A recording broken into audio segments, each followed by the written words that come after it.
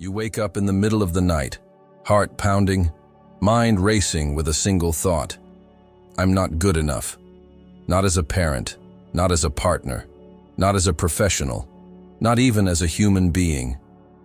You lie there, staring at the ceiling, replaying every misstep, every missed opportunity, every moment you could have done better, should have done better.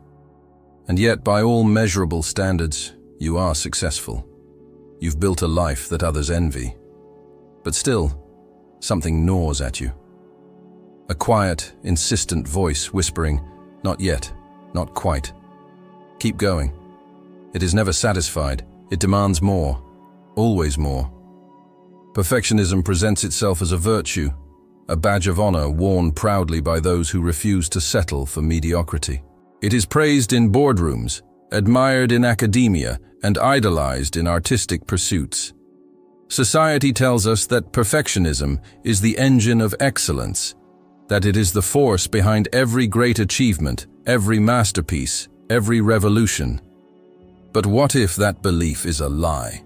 What if, beneath its polished exterior, perfectionism is not a path to greatness, but a prison disguised as ambition? Consider this paradox. The pursuit of perfection often leads not to fulfillment, but to paralysis.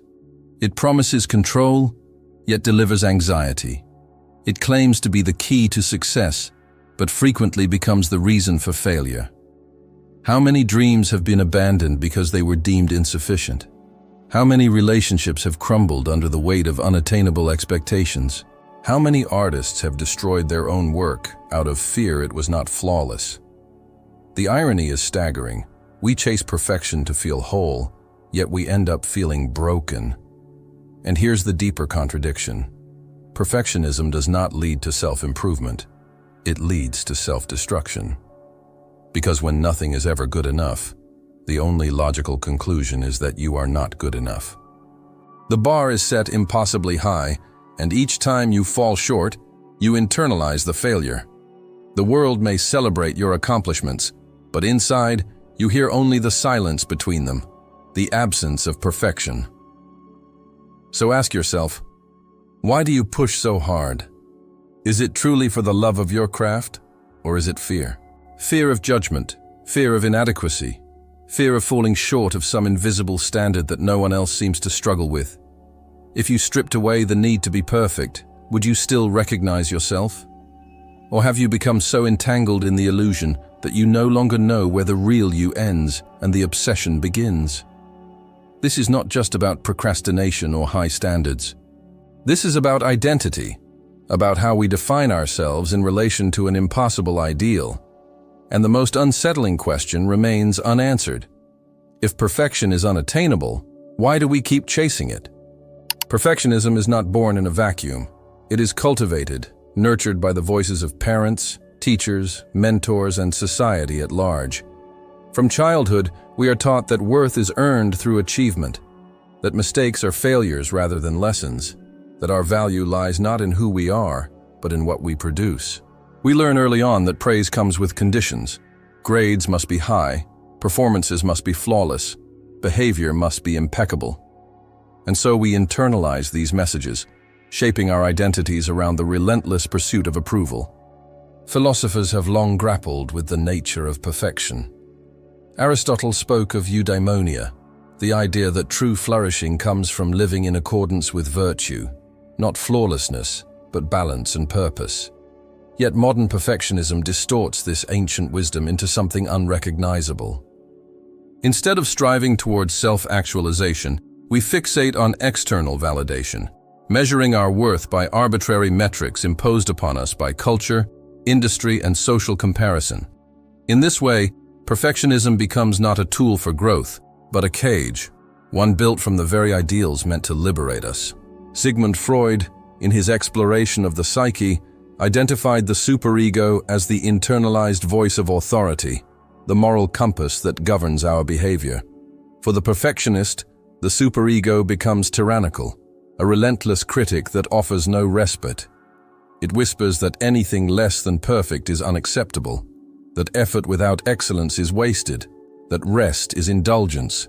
Over time, this inner critic grows louder, drowning out the softer, compassionate voice of self-acceptance.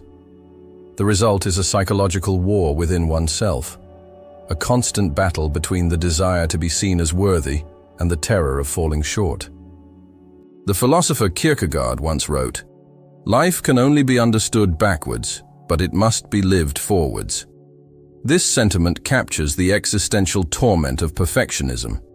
We live in perpetual anticipation of the future, convinced that once we achieve our goals, once we reach the summit, we will finally feel at peace. But the truth is far more elusive. No matter how much we accomplish, the goalposts shift. There is always another step to take, another standard to meet, another flaw to correct. The promise of satisfaction remains forever out of reach, like a mirage receding into the horizon. Psychologically, this creates a cycle of anxiety and self-doubt. Studies show that perfectionism is strongly correlated with depression, burnout, and chronic stress. The pressure to be flawless breeds fear. Fear of making mistakes, fear of disappointing others, fear of revealing vulnerability. And so, we retreat. We hesitate to take risks, to express ourselves, to try new things, unless we are certain of success. The cost is profound. Creativity stifled, relationships strained, potential unrealized. But perhaps the most insidious aspect of perfectionism is how deeply it is woven into our sense of identity. Many believe that without the drive to be perfect, they would lose their motivation entirely. They equate discipline with punishment, effort with suffering, and self-worth with performance. To let go of perfectionism feels like surrendering control, like admitting weakness. And yet, this belief is a distortion. True strength lies not in the refusal to make mistakes, but in the courage to embrace imperfection, to accept that growth requires struggle, that meaning arises from effort, and that worth is inherent, not earned. So, how did we arrive at this point? Why do we cling to an ideal that undermines our well-being? The answer lies in the structures of modern society. Capitalism thrives on competition, rewarding those who can produce the most, work the hardest, and appear the most capable. Social media amplifies this pressure, presenting curated versions of reality where everyone seems effortlessly successful. The message is clear. If you are not excelling, you are failing. And failure, in this worldview, is not an opportunity for learning. It is a mark of shame. Yet, beneath the surface of this cultural conditioning lies a deeper truth. Perfection is an illusion. It does not exist in nature, nor in human experience. Every living thing evolves through trial and error, adaptation, and resilience. Growth is messy, non-linear, and filled with setbacks. To demand otherwise is to deny the fundamental reality of existence. And so, the question lingers. If perfection is unattainable, why do we continue to chase it? What are we truly seeking? Validation? Control? Safety? These questions remain unanswered, for now. Beneath the surface of daily life, perfectionism operates like an unseen current, subtly steering decisions, shaping behaviors, and distorting perceptions of self and others. It is not merely an internal struggle. It is a force that molds entire realities, both personal and collective. Consider the artist who spends years refining a single painting, unable to release it into the world because it is not quite right, only to die before anyone sees it. Think of the entrepreneur who hesitates to launch a product until it is flawless, missing opportunities while competitors move ahead. These are not isolated incidents. They are symptoms of a deeper affliction that affects millions, silently dictating choices, limiting potential, and enforcing an unspoken tyranny over human progress. From a neurological perspective, perfectionism hijacks the brain's reward system. Dopamine, the neurotransmitter associated with pleasure and motivation, is released not when we complete a task, but when we anticipate its completion. For the perfectionist, this anticipation is never fulfilled because the finish line keeps moving. The result is a cycle of perpetual dissatisfaction, where accomplishment brings no relief, only the pressure to do more, be more, achieve more. The brain becomes conditioned to seek validation through external measures, mistaking productivity for self-worth. Over time, this erodes intrinsic motivation, replacing genuine passion with obsessive compulsion. Cognitive biases further reinforce this trap. The all-or-nothing mindset convinces individuals that anything less than perfect is a failure.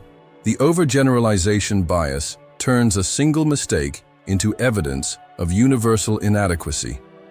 The catastrophizing effect magnifies small errors into full-blown disasters. These distortions create a mental landscape where nothing is ever good enough, where even the smallest imperfections loom large, and where self-criticism becomes a constant companion. And because the brain is wired to avoid pain, perfectionists often engage in avoidance behaviors, procrastination, withdrawal, or outright quitting, rather than face the possibility of falling short. On a societal level, perfectionism fuels a culture of silent suffering. People hide their struggles, fearing that showing weakness will confirm their deepest insecurities. Mental health issues such as anxiety, depression, and burnout skyrocket, yet they remain shrouded in stigma. Those who suffer from perfectionism often appear composed and accomplished on the outside, masking their turmoil with efficiency and competence. But inside, they are trapped in a relentless cycle of self-sabotage, where the pursuit of perfection becomes indistinguishable from the fear of failure. This dynamic extends beyond the individual. In workplaces, perfectionism stifles innovation. Employees hesitate to propose bold ideas, knowing that anything imperfect will be met with scrutiny. In education, students sacrifice sleep, health, and joy in pursuit of academic excellence, believing that anything less than straight A's is a personal indictment. Even in relationships, perfectionism breeds insecurity, partners constantly second-guessing themselves, afraid to disappoint, terrified that any flaw might unravel the bond they have worked so hard to maintain. Perhaps the most insidious consequence of perfectionism is its ability to normalize suffering. Because it is often mistaken for dedication, perseverance, or ambition, its harmful effects go unnoticed. Society praises those who push themselves relentlessly, equating exhaustion with commitment, burnout with passion. The result is a culture that glorifies self-neglect, where people wear their stress like a badge of honor and view rest as indulgence. And so the cycle continues, generation after generation, reinforcing the belief that worthiness must be earned through relentless effort, that mistakes are to be feared, and that anything less than perfect is unacceptable. But here lies the ultimate deception. Perfectionism does not protect against failure, it ensures it. By setting impossibly high standards, it creates a paradoxical situation where success is never satisfying and failure is inevitable. The perfectionist is doomed to disappointment, not because they lack talent or intelligence, but because they are chasing an illusion. And the more they chase it, the more distant true fulfillment becomes. So what happens when we begin to see perfectionism for what it truly is? When we recognize that it is not a path to greatness, but a carefully constructed illusion designed to keep us trapped in a cycle of self-doubt and endless striving. The next step is not simply to reject perfectionism, but to reclaim something deeper, something that has been buried beneath years of conditioning. The question is no longer whether perfectionism is destructive, but how to break free from its grip. There is a moment, quiet, almost imperceptible, when the realization strikes. Perfection is not the enemy of progress. It is the enemy of progress itself. Not because it sets high standards, but because it redefines failure as catastrophe. Not because it demands excellence, but because it equates anything less with worthlessness. And in that moment, something shifts. A crack forms in the foundation of the illusion, and through it, a glimpse of liberation emerges. To break free from perfectionism is not to abandon ambition, but to redefine it. It is not to lower the bar, but to stop using it as a weapon against yourself. The first step in this rebellion is understanding that perfection is not a destination. It is a delusion, a construct, a myth sold to us by a culture that confuses precision with purpose, efficiency with value, and output with identity. Once this truth is acknowledged, the shackles begin to loosen. History is filled with figures who defied perfectionism, not by accident, but by design. Leonardo da Vinci left masterpieces unfinished, recognizing that creation is an ongoing process, not a finite endpoint. Thomas Edison famously failed thousands of times before inventing the light bulb, but he did not see those attempts as defeats. He saw them as iterations. J.K. Rowling's Harry Potter manuscript was rejected by 12 publishers before finding a home, yet she persisted not because she believed in her infallibility, but because she believed in the power of her story.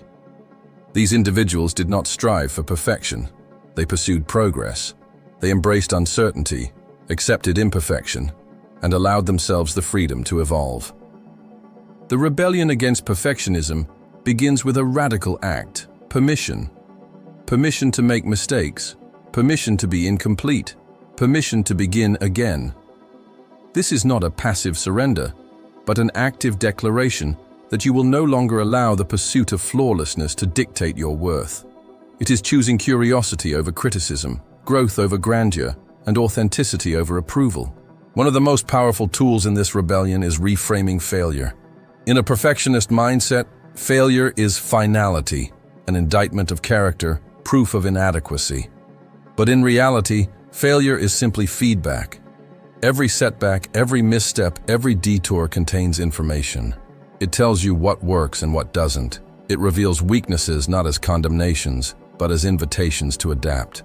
Embracing failure is not about celebrating defeat. It is about recognizing that the journey is more important than the illusion of control. Another essential strategy is the art of iteration. Instead of waiting for the perfect moment to begin, instead of holding back until everything is ready, you start now, messy, uncertain, and raw. You put your work into the world not because it is flawless, but because it exists. You refine it through action, not through hesitation. This principle is embedded in the philosophy of agile development, where progress is measured in cycles of improvement rather than rigid blueprints. Apply this to your life. Write the imperfect draft, build the unfinished prototype, speak the unpolished idea. Let refinement come through doing, not through endless preparation. Equally transformative is the practice of self-compassion. The perfectionist's inner critic is ruthless, offering no mercy, no reprieve. But what if you responded to yourself with the same kindness you offer to a friend in distress? Research shows that self-compassion enhances resilience, reduces anxiety, and fosters emotional well-being. It is not about lowering expectations. It is about shifting the relationship with those expectations. Instead of berating yourself for falling short, you acknowledge the effort, recognize the complexity, and allow yourself grace. Breaking free also means redefining success.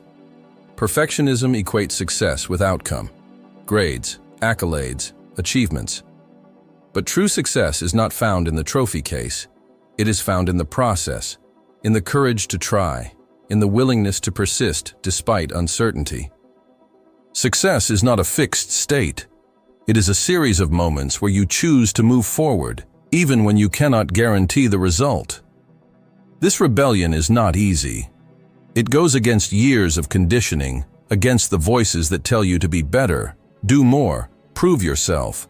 But it is necessary, because the alternative is a life spent chasing an illusion, forever dissatisfied, forever reaching for something that does not exist.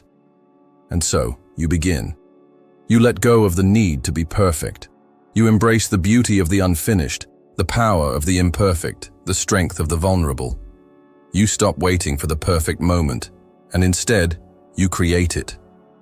Here, at the threshold of revelation, the final truth emerges, not as a condemnation of perfectionism, but as a liberation from its grasp. The greatest deception of perfectionism is not that it sets an impossible standard, but that it convinces us that we are supposed to reach it. It tells us that somewhere, hidden beneath layers of effort and self-punishment, there is a version of ourselves that is finally acceptable, finally worthy. But the truth is far more radical. You were never meant to be perfect. You were meant to be alive. This is the ultimate paradox. Perfection is not the pinnacle of human achievement, but a denial of our humanity. To be human is to be flawed, to be uncertain, to be unfinished. Every breath we take is a testament to evolution, to adaptation, to the beauty of becoming. Nature does not strive for perfection. It thrives on variation, on diversity, on the endless unfolding of life in all its unpredictable forms. And yet, we have spent lifetimes trying to fit ourselves into an unnatural mold, believing that only by eliminating our flaws can we earn the right to belong. But belonging was never conditional. Worth was never something to be earned. You were not placed on this earth to fulfill an impossible ideal. You were placed here to explore, to create, to grow, to stumble, to rise again. The obsession with perfection is not a sign of ambition. It is a symptom of fear. Fear that we are not enough. Fear that if we reveal our imperfections, we will be cast aside. Fear that if we let go of the illusion, we will disappear. What if, instead, letting go is the act of becoming visible? Imagine standing in front of a mirror, not to scrutinize, not to critique, but simply to observe, to see the lines on your face, the inconsistencies in your thoughts, the contradictions in your actions, not as flaws, but as proof of a life fully lived. Imagine looking at your past failures not as stains on your record, but as the very experiences that shaped your wisdom. Imagine releasing the need to explain yourself, justify yourself, defend yourself, because you understand at last that you are not defined by your mistakes, but by your willingness to keep moving forward. This is not resignation. It is not surrender. It is clarity.